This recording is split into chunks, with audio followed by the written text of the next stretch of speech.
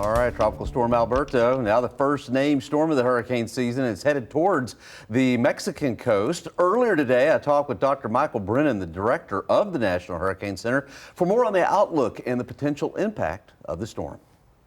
Alberto, it took a while for it to get up to tropical storm force, real broad circulation there. The shear is light and also the water is very warm. Why do you think it took Alberto a while to finally become a tropical storm?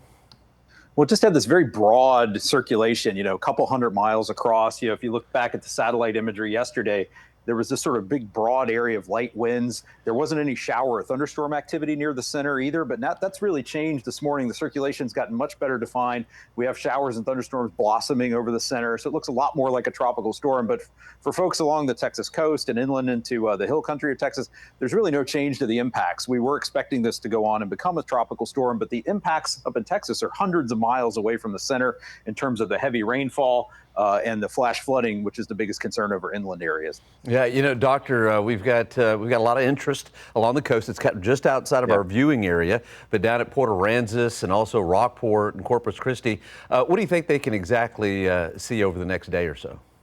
Well, one of the big impacts is going to be on the rainfall front, even down at the coast. You have 5 to 10 inches of rain, isolated amounts even higher in places like Corpus Christi, Port Aransas. Also, the potential for inundation from coastal flooding, which we've seen along the entire Texas coast, 1 to 3 feet of inundation from Sargent down to the mouth of the Rio Grande, including the South Texas, the lower Texas coastal areas. Also, the potential for tropical storm force winds with this big, large area of tropical storm force winds extending hundreds of miles north of the center. We have that tropical storm warning in effect from the mouth of the Rio Grande all the way up to Port O'Connor. So that does include places like Corpus Christi, Port Aransas, Brownsville. That's where we could see those tropical storm force winds continuing through the day today, into tonight and even early Thursday, especially in those squally bands of showers and thunderstorms as they move on shore. Yeah, it's going to impact them. It's already doing that. Over the next couple of weeks, what do you think about this, Doctor? It looks like the Bay of Campeche and the Yucatan may be a little active for the next couple of weeks. Yeah, we actually are expecting another area of low pressure to develop in the Yucatan Peninsula region, and I can show you that here. We have in our 7-day tropical weather outlook, we actually have another area highlighted right where Alberto is, with a low chance of becoming a tropical depression or tropical storm over the next 7 days.